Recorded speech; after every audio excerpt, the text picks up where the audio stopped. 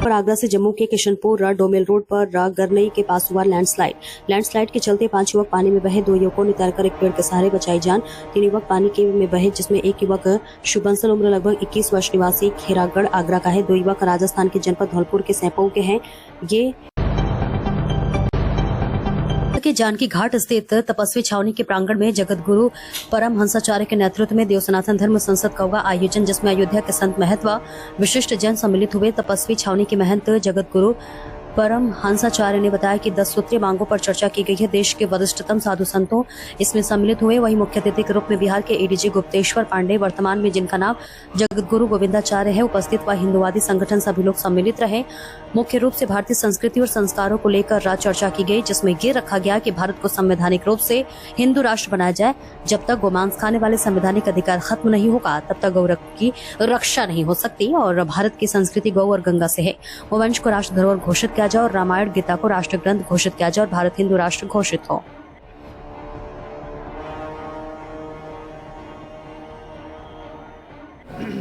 दस सूत्री मांगों पर चर्चा की गई। देश के वरिष्ठतम साधु संत इसमें सम्मिलित हुए। मुख्य अतिथि के रूप में बिहार के डीजीपी गुप्तेश्वर पांडे, जो वर्तमान में जिनका नाम जगत गुरु गोविंदाचार्य है, वो मुख्य अतिथि के रूप में रहे। बाकी देश के कोने कोने से साधु संत, धर्माचार्य और हिंदूवादी संगठन सब लोग सम्मिलित रहे। मुख्य रूप से भारतीय संस्कृति और संस्कारों की रक्षा को लेकर के चर्चा की गई, जिसमें ये रखा गया कि भारत को संवैधानिक रूप से हिंदू राष्ट्र बनाया जाए, क्योंकि जब तक गोमांस खाने वाले का संवैधानिक अधिकार खत्म नहीं होगा, तब तक गौ की रक्षा हो नहीं सकती है। और भारत की संस्कृति जो है गौ गंगा से है। दूसरा, गोवंश को राष्ट्रीय धरोहर घोषित किया जाए। तीसरा, रामायण गीता को राष्ट्रीय ग्रंथ घोषित किया जाए। फिर पर्यावरण को लेकर के मांग रखी गई कि ग्राम स्तर और वार्ड स्तर पर, जैसे सरपंच, प्रधान और जो वार्ड के प्रमुख होते हैं, उनको जिम्मेदारी दी जाए कि अपने अपने वो जो है ग्राम सभा की सीमा के अंदर वृक्ष लगाएं और उसको बचाएं। नहीं तो लोग वृक्ष लगाते हैं, सूख जा रहा है। इसके बाद जो है तो ये रखा गया कि हर हाथ को काम मिलना चाहिए, क्योंकि अगर व्यक्ति बेरोजगार रहेगा तो कोई न कोई पेट जब भूख लगेगी तो क्राइम करेगा। तो बेरोजगार मुक्त भारत के लिए भी सरकार इस पर पहल करे। जनसंख्या नियंत्रण कानून, समान नागरिक संहिता जितना जल्दी हो तो लागू करें, क्योंकि एक व्यक्ति जब दर्जन भर बच्चा पैदा करेगा तो न अपराध खत्म होगा, न बेरोजगारी खत्म होगी। और साथ ही साथ जो पाकिस्तान से, बांग्लादेश से, म्यांमार से घुसपैठिए, मुस्लिम घुसपैठिए आए हैं कि वहाँ की भी नेशनलिटी है, और यहाँ भी आकर के जो है जो तुष्टीकरण की पॉलिटिक्स करने वाले हैं, जैसे ममता बनर्जी इत्यादि, वहाँ घुसेंगे, वहाँ आधार कार्ड बनवाएंगे, फिर सारे अपनी आईडी बनवा करके पूरे देश में पार्सल हो रहे हैं। वो पूरे देश में जो है क्राइम कर रहे हैं, उनको देश से बाहर किया जाए। इन तमाम जो है मांगों को लेकर के आज चर्चा की गई और उसको महामहिम राष्ट्रपति के नाम से यह जो प्रस्ताव पास किया गया है भेजा जाएगा। और माननीय प्रधानमंत्री जी, गृह मंत्री जी और मुख्यमंत्री जी सबको भेजा जाएगा। और आज एक बड़ी बात यह है कि मुस्लिम समाज के भी कई अगुआ यहाँ आए और उन लोगों ने भी कहा कि यहाँ भारत में रहने वाले जितने भी ईसाई हों, चाहे मुस्लिम जो भी हों, सबके पूर्वज हिंदू थे और हम लोग को पूर्वज नहीं बदल सकते हैं, आवश्यकता है घर वापसी की। तो ये एक बड़ा संदेश भी रहा और निश्चित रूप से मानवता को बचाने के लिए पूरा विश्वास है कि माननीय प्रधानमंत्री नरेंद्र मोदी जी संज्ञान लेंगे और देव सनातन धर्म संसद से एक नैतिक समर्थन प्रधानमंत्री नरेंद्र मोदी जी को दिया गया है। जो देव सनातन संसद का आयोजन हुआ है, बहुत ही सौभाग्य की बात है और भगवान राम के जन्मस्थली पे हुआ है। वैसे तो धर्म संसद बहुत होते हैं, लेकिन इस धर्म संसद से काफ़ी अपेक्षाएं हैं। जो बातें निकल के आई हैं निश्चित तौर पे मील के पत्थर साबित होंगी।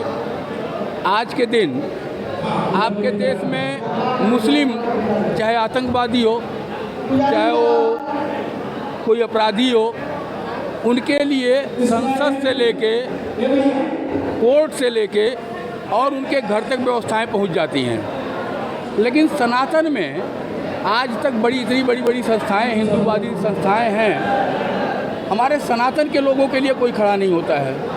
ऐसा नहीं है कि सनातन में वीरों की कमी है, लेकिन उनके पास संरक्षण नहीं है।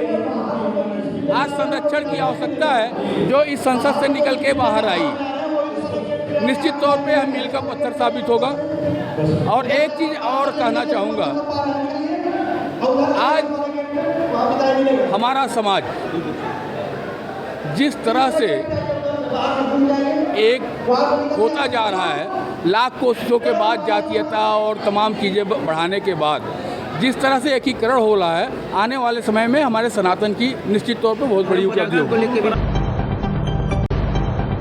की महावन तहसील क्षेत्र से 10 किलोमीटर की दूरी पर ग्राम पचावर में लोगों से सरकारी चावल खरीदकर चावल को गोदाम में संरक्षित कर ट्रकों के माध्यम से अच्छी बचत व अन्य राज्यों में खपत करने का मामला सामने आया है।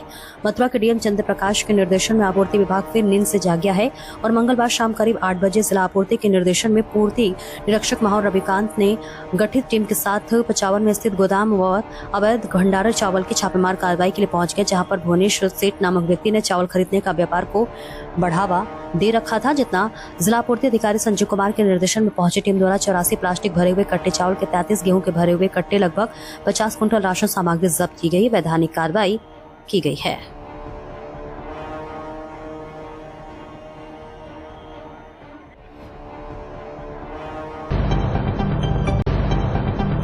मथुरा जिले के बरसाने में 31 अगस्त को राधा अष्टमी पर्व मनाया जाएगा। राधा अष्टमी पर्व को लेकर लाखों श्रद्धालु बरसाने में दर्शन करेंगे। श्रद्धालुओं की व्यवस्था को लेकर प्रशासन सख्त नजर आ रहा है और सुरक्षा व्यवस्थाओं को लेकर निरंतर बैठकें की जा रही हैं। पुख्ता इंतजाम किए गए हैं। बरसाने को दुल्हन की तरह लाइटों से सजाया गया है। आज बरसाने में एडीजी अनुपम कुलश्रेष्ठ, मंडला आयुक्त शैलेंद्र कुमार सिंह, डीआईजी शैलेश कुमार पांडे, जिलाधिकारी चंद्र प्रकाश सिंह और वरिष्ठ पुलिस अधीक्षक श्लोक कुमार ने अपने अधीनस्थ से अधिकारियों के साथ राधा स्वामी मेला 2025 को सकुशल संपन्न कराने के उद्देश्य से बरसाना लोक निर्माण विभाग के गेस्ट हाउस में बैठक की। देखे संवाददाता कालीचरण बिंदल की रिपोर्ट।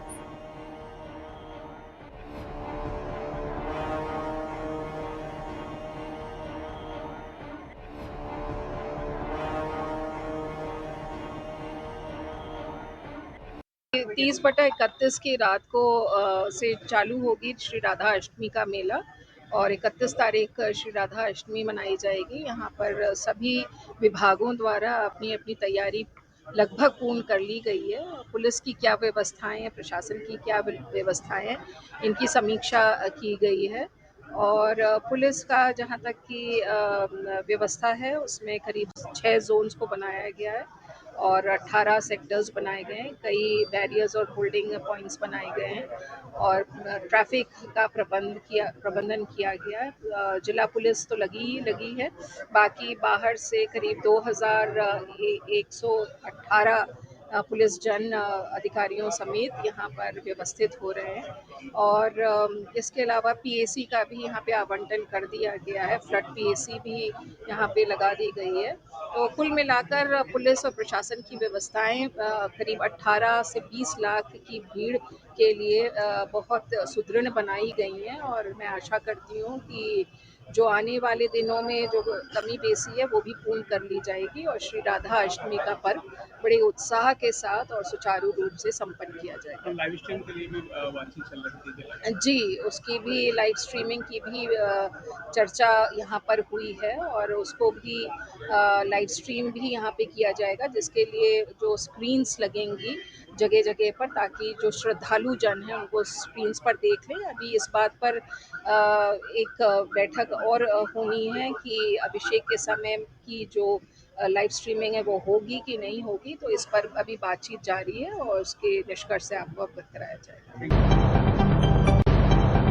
प्रयागराज में 2 माह 8 दिन तक चलने वाले आजादारी के दौर में करबला के 72 शहीदों के याद में आज शामी गम कमेटी रानी मंडी की तरफ से एक विशाल साबेदारी मातमी जुलूस का आयोजन किया गया। प्रयागराज के रानी मंडी स्थित चुकिया नीम के मैदान पर इमाम हुसैन की याद में मातमी जुलूस का आयोजन शामी गम कमेटी चुकिया नीम रानी मंडी की तरफ से रखा गया, जिसमें तमाम शहर की व हिन्दुस्तान के कोने कोने से आए मशहूर व मारूफ अंजुमनों ने सीनाजनी जंजीर मातम किया। इमाम हुसैन की याद में आज रात भर बेहतरीन नौहा पेश कर महफिल में मौजूद लोगों को गमगीन कर दिया।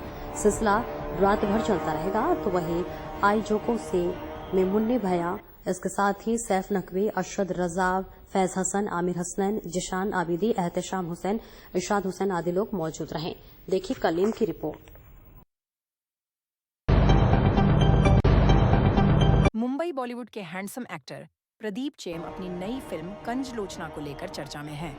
फिल्म इंडिया के नंबर 1 OTT चैनल बॉलीवुड हंगामा, fire TV, web OS, Tizen, Apple TV, Airtel axis stream play.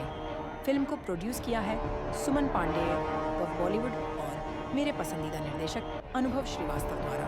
Film को डायरेक्शन दिया है। साथ ही फिल्म में एक्टर शुभम तिवारी ने जबरदस्त रोल दिया है। एक्टर प्रदीप चेम ने जबरदस्त रोल निभाया है। फिल्म की कहानी और गाने की दीवानगी फैंस के बीच है। फिल्म का एक गाना बिना तेरे कैसे झूठी, इमोशन इतना जबरदस्त और एकदम फिल्म में भगवान श्री कृष्ण को सच में महसूस कराता है। एक्टर प्रदीप चेम ने अपने अगले प्रोजेक्ट के बारे में बताया। उनकी आने वाली 6 फिल्म है और साथ ही कुछ रोमांटिक गाने भी आने वाले हैं। अभिनेता प्रदीप चेम अलीगढ़ जिले के अकराबाद गांव मंडनपुर के इकलौते ऐसे अभिनेता हैं जिनकी बैक टू बैक 2 फिल्में OTT पर रिलीज हुई हैं। अभिनेता प्रदीप चेम अपने कैरियर की शुरुआत 2009 मॉडलिंग से की थी। पर आगरा से जम्मू के किशनपुर डोमेल रोड पर गरनई के पास हुआ लैंडस्लाइड के चलते 5 युवक पानी में बहे। 2 युवकों ने तैरकर एक पेड़ के सहारे बचाई जान। 3 युवक पानी में बहे, जिसमें एक युवक शुभंसल उम्र लगभग 21 वर्ष निवासी खेरागढ़ आगरा का है। 2 युवक राजस्थान के जनपद धौलपुर के सैंपऊ के हैं। ये 5 युवक गाड़ी से कटरा से जम्मू वापस आ रहे थे। लैंडस्लाइड होने पर गाड़ी से उतर जाने पर दोबारा हुए लैंडस्लाइड की चपेट में आकर बहे नदी में हादसे के 2 घंटे बाद पहुंचे स्थानीय पुलिस और NDRF टीमों की तलाश जारी। और भारी बारिश के चलते अभी नदी में बहे युवकों की तलाशने में हो रही है दिक्कत। शुभंसल BSc तृतीय वर्ष का छात्र था जो एक स्थानीय महाविद्यालय में पढ़ता था। अपने दोस्तों के साथ वैष्णो देवी की दर्शन करने को गया हुआ था।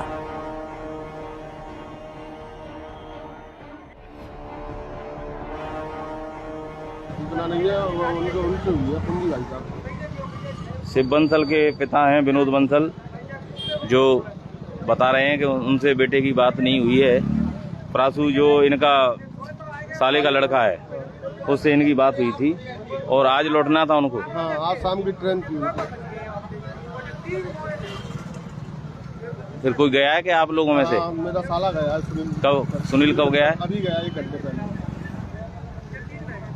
और उसके साथ कोई गया है सुनील के साथ? उसके मिलने वाले गए।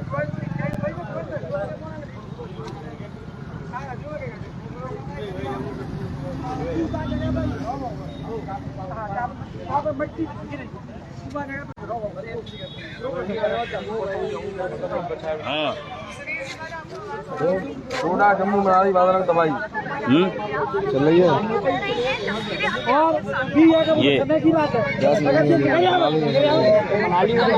ये नहीं है, कल जम्मू ये घटना।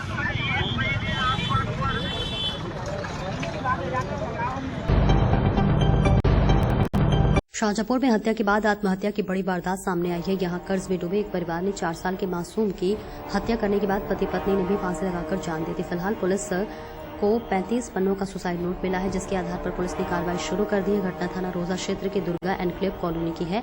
बताया जा रहा है कि इस कॉलोनी में सचिन अपनी पत्नी शिवांगी और 4 साल के बेटे फतेह के साथ अपने घर के रह रहा था। बताया जा रहा है कि सचिन पर कारोबार को लेकर एक 50 लाख का बड़ा कर्ज हो गया था। परिजनों का कहना है कि सचिन ने जिला उद्योग केंद्र से 50 लाख रुपए का लोन लिया था, जिस पर भारी सब्सिडी आनी थी। परिजनों का आरोप है कि जिला उद्योग केंद्र के अधिकारी इस मामले में उससे 50% रिश्वत की मांग कर रहे थे। परेशान हाल परिवार ने सबसे पहले अपने 4 साल के बेटे फतेह को जहर देकर उसकी हत्या करा दी।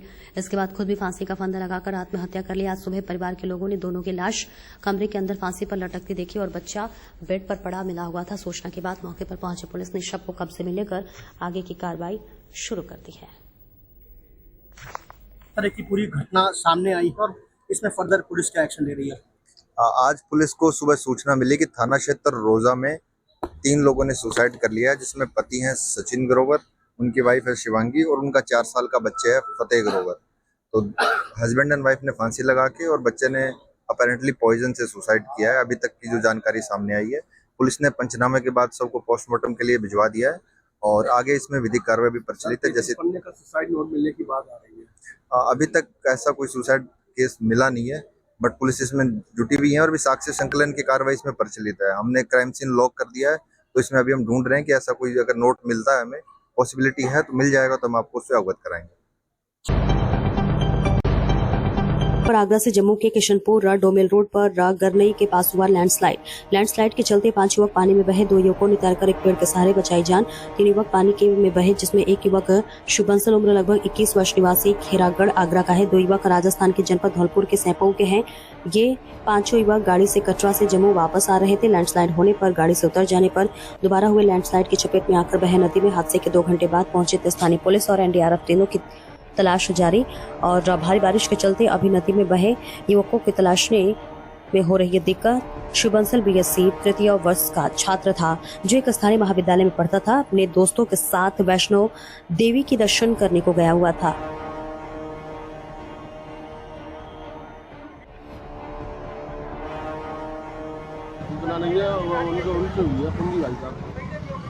शिव बंसल के पिता हैं विनोद बंसल, जो बता रहे हैं कि उनसे बेटे की बात नहीं हुई है।